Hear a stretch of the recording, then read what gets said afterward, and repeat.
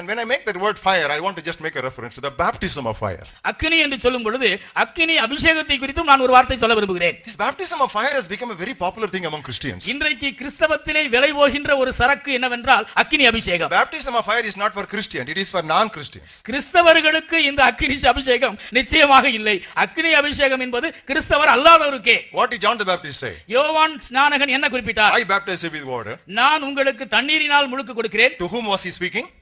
யாரிடத்தில் அவர் பேசுகிறார்? He was speaking to a group of both converted and unconverted people, the multitudes. மனம் திரும்பிய மனம் திரும்பாத திரள் கூட்ட மக்களை நோக்கி அவன் பேசுகின்றார். I baptize you with water. நான் உங்களுக்கு தண்ணீரினால் முழுக்கு கொடுக்கிறேன். One mightier than I is coming. என்னிலும் மேலானவர் ஒருவர் வருகிறார். Whose sandals I am not worthy even to loose. அவருடைய காலணியை அவிழ்ப்பதற்கு கூட நான் தகுதி உள்ளவன் அல்ல. He shall baptize you with the Holy Spirit and with fire. அவர் உங்களை பரிசுத்த ஆவியினாலும் அக்கினியினாலும் ஞானஸ்நானம் படுத்துவார். What is that fire? இந்த அக்கினி என்பது என்ன? John the Baptist immediately answered. யோவான் ஸ்நானகன் உடனடியாக பதில் கொடுக்கின்றார். He has a fan in his hand. தன்னுடைய கையிலே அவர் தூற்றுக்கூடையை வைத்திருக்கின்றார். Thoroughly he will purge his floor.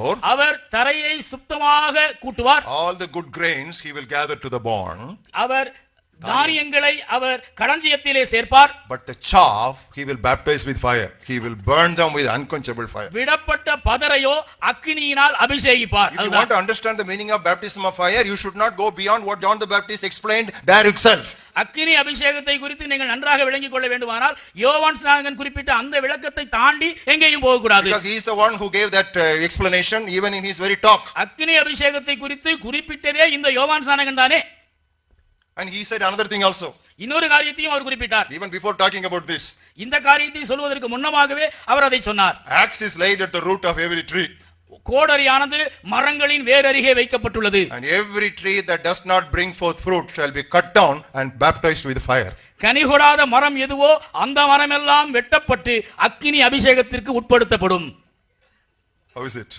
எப்படி இருக்கு? That's the simple truth. இதுதான் எளிமையான உண்மை. I am not twisting it. நான் இதனை திருக்கவில்லை. But that's what he said. அதைத்தான் அவர் அப்படி சொன்னார். He said very clearly. He gave the explanation. மிக தெளிவாக கோனார் விளக்கவுரையோடு கூறியிருக்கின்றார். But anyway, we have to thank God for the Konar Vilakavarai. Konar துணையா இருப்பதற்காக நாம் ஆண்டவருக்கு நன்றி செலுத்த வேண்டும். Without Konar Vilakavarai, most of us would not have passed in Tamil. Konar நமக்கு துணை இல்லை என்றால் நாம் எங்கே ஈடேறுவது? So addressing the multitude of the mixed multitude, grain and chaff, he said, he shall baptize you with Holy Spirit and fire. தானியமும் பதரும் கலந்தது போன்று அஞ்ஞானிகளும் ஆண்டவரை ஏற்றுக்கொண்டவர்களும் கலந்திருந்ததான அந்த திரள் கூட்ட மக்களிடத்திலே பேசும் பொழுது இந்த அக்கினி அபிஷேகத்தை குறித்து யோவான் ஸ்நானகன் சொல்கின்றார். But later on, ஆனால் பின் நாட்களிலே when Jesus spoke to his disciples, இயேசு தம்முடைய சீடர்களிடத்தில் மட்டும் பேசும் பொழுது, turn with me to Acts of the Apostles, 1st chapter and 5th verse. என்ன கூறினார் என்று அப்போஸ்தலர் 1:5 எடுத்து பாருங்கள். Very carefully he left out that fire. மிக கவனமாக அக்கினி என்கிற வார்த்தையை அவர் விட்டு சொல்வதை கவனியுங்கள். Verse 5. 5ஆம் வசனம். Here he was talking to the disciples. இங்கே குழுமி இருப்பது அவருடைய சீடர்கள் மட்டும்தான். They are not chaff. They don't want baptism of fire. அவர்கள் பதர் அல்ல, அவர்களுக்கு தேவை அக்கினி அபிஷேகமும் அல்ல. They were grains. அவர்கள் தானியங்கள். And what did he say? அவர்களிடத்தில் அவர் என்ன சொன்னார்? John truly baptized with water. 1:5. தமிழிலே 4வது வசனம். யோவான் நீரினாலே ஞானஸ்நானம் கொடுத்தான். But you shall be baptized with the Holy Spirit. நீங்கள் சில நாட்களுக்குள்ளே பரிசுத்த ஆவியினாலே ஞானஸ்நானம் பெறுவீர்கள். Deliberately he left out that word fire here. பகிரங்கமாக அக்கினி என்ற வார்த்தையை வேண்டுமென்றே விட்டு அவர் சொல்கிறார். You see, the biblical interpretation is very important. If the Bible is not properly interpreted, there will be lots of confusion in Christendom. வேதத்தை வியாக்கியானம் செய்வது மிக மிக முக்கியம். இந்த வேதத்தை முறைப்படி வியாக்கியானம் செய்யாவிட்டால் குழப்பமும் குளறுபடிகளுமே திருச்சபையில் மிஞ்சும். Immediately somebody will think, oh, God is a consuming fire. உடனே சிலர் சொல்லலாம், தேவன் பட்சிக்கிற அக்கினியாய் இருக்கிறாரே. Yeah, he is a consuming fire. He does not consume grains, he consumes chaff only. ஆம், அவர் பட்சிக்கின்ற அக்கினிதான். இல்லை என்று யார் சொன்னது? அவர் தானியத்தை பட்சிப்பதில்லை, பதரைத்தான் பட்சிப்பார். Grains he will gather in his barn.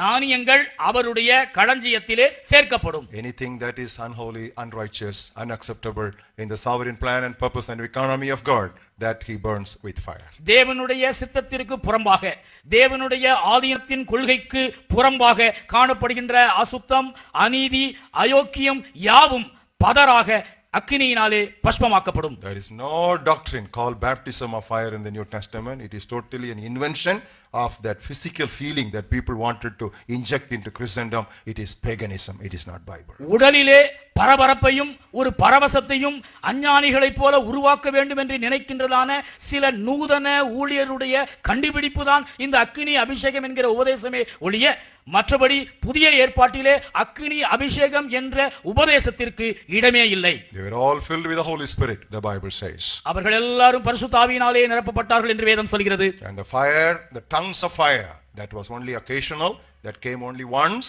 and that was just historical event. அப்பொழுது அக்கினிமயமான நாவுகள் அவர்கள் மீது இறங்கியது என்று எழுதப்பட்டதான அந்த வார்த்தை ஒரே ஒரு முறைதான் நிகழ்ந்தது.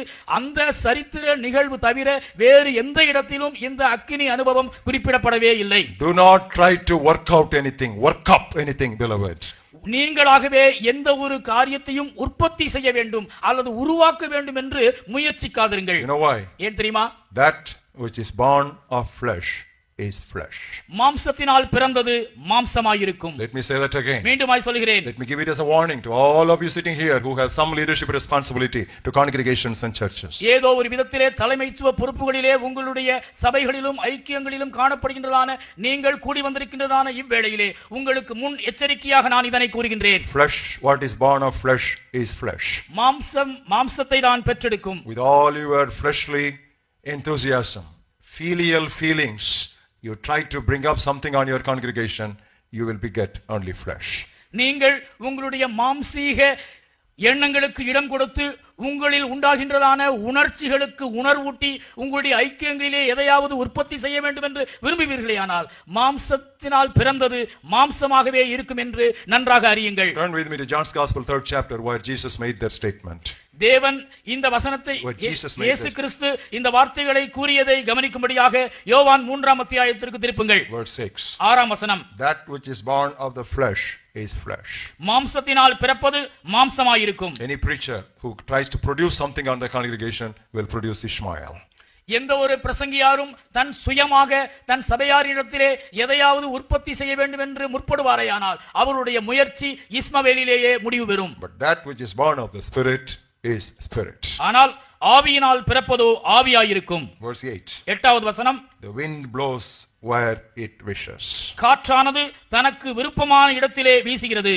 You hear the sound thereof, அதன் சத்தத்தை கேட்கிறாய், but cannot tell where it comes from and where it goes. ஆகிலும் அது இன்ன இடத்திலிருந்து வருகிறதென்றும் இன்ன இடத்துக்கு போகிறதென்றும் உனக்கு தெரியாது. So is everyone born of the Spirit. ஆவியினால் பிறந்தவன் எவனோ அவனும் அப்படியே இருக்கிறான். That's what I told you. The revelation or the manifestation of God's glory is according to the sovereign will of God. It blows where it lives. Where it comes from, where it goes, you don't know. ஆகவேதான் நான் கூறினேன், தேவ மகிமையின் அதிசய வெளிப்பாடுகள் அவரது அனாதி தீர்மானத்தின்படியே அருளப்படுகின்றது. காற்று தனக்கு விருப்பமான இடத்திலே எப்படி வீசுகிறதோ அப்படித்தான் இறை மாட்சிமையும் வெளிப்படுத்தப்படுகிறது. அது இன்ன இடத்திலிருந்து வருகிறதென்றும் இன்ன இடத்துக்கு போகிறதென்றும் நாம் அறிய மாட்டோம். We should just flow with the Spirit and we should not work up anything by our flesh, producing flesh and Ishmaels.